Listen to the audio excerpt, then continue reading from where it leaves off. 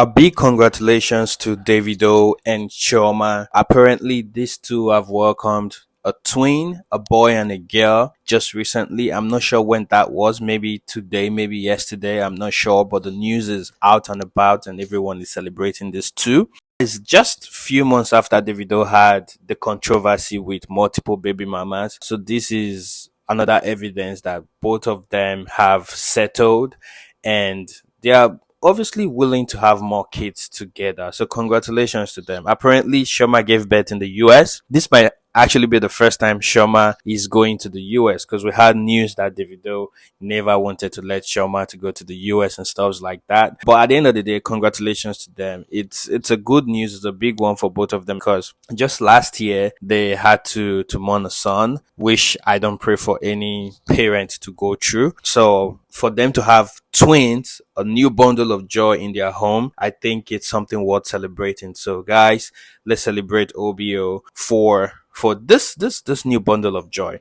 Now the next artist on our radar is Wizkid. We all know that Wizkid mom passed away about 2 months ago or so, and since then we haven't really heard anything, from Wizkid. He just went like low key, low key, low key. But just recently, we got a hold of information about the mom's funeral, and apparently it's going to be holding on the 13th of October, which is this Friday, which is technically like 3 days from today. Actually, the information is all over the place on social media. Fans have gotten hold of the location, and a lot of fans have said they're trooping to that location to celebrate Wizkid's mom, for giving birth to a superstar like Wizkid. So the advice I'll give to Wiz is that make sure that you have security all over the place because it might be packed. Trust me. When Wizkid fans are ready to go all in, they would go all in. So I still beg Wizkid fans, like, guys, if you were not invited, do not show up. You don't want to get bounced. You don't want to get embarrassed. So if you were not invited, my advice is do not show up because you want me to disgrace you. You understand? So yeah, so this is the only information that we currently have right now regarding to Wizkid's late mom. The next artist on our radar today is Buju Bnxn. So Buju Bnxn, as you already know, dropped his debut album, Sincerely Bnxn, and a lot of people have been giving reviews about this album. A lot of people said the album is not that great, that it sounds too much like Bnxn.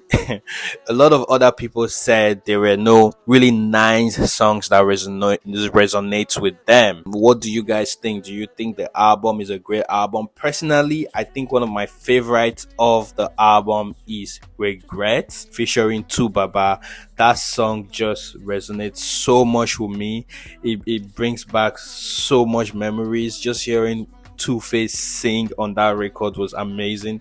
Both artists were flawless on that record. They brought every element that deserves to be in that record. And personally, I think there were at least 5 songs in that album that has great replay value in the coming years. Pidgin and English is one dope record from that album. Toxic is another great record from the album.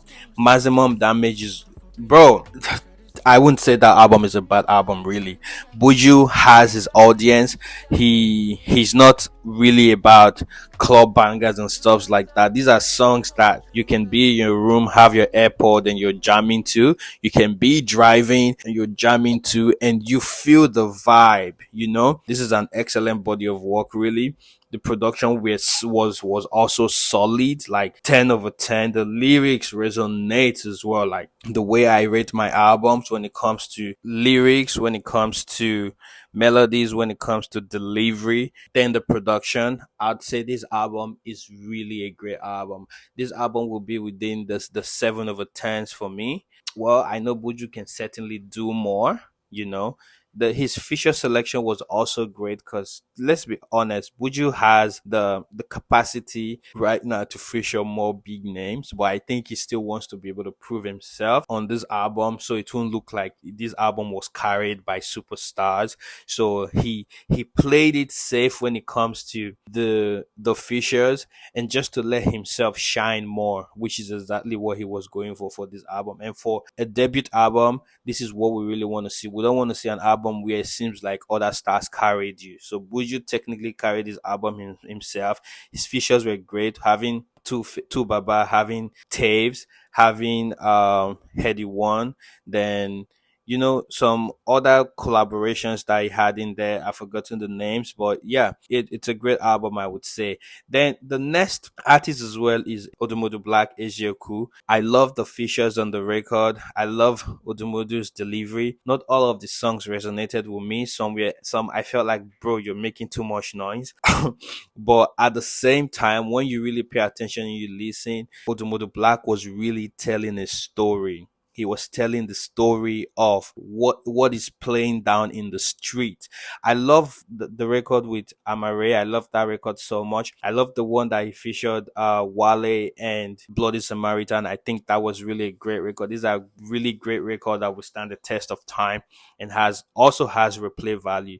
Udumodu has a very great delivery. So big up to Odumodu Black. I'd say a 6.5 would do. I think he could have still done better. But he's also a work in progress. There's always room for improvement for when it comes to Odumodu Black. His voice is so unique. So everything he puts out now is so new, something that we haven't heard before. So it's good to see. It's sweet to hear in your ears. So big up to Odumodu Black. These two projects from Buju and Odumodu Black has been on replay throughout the weekend. I'm still vibing to it. I'm still enjoying it. I think you should do so too. If you enjoyed this video, you know the drill. Don't forget to like. Don't forget to Subscribe now. for more videos like this. And don't forget to share.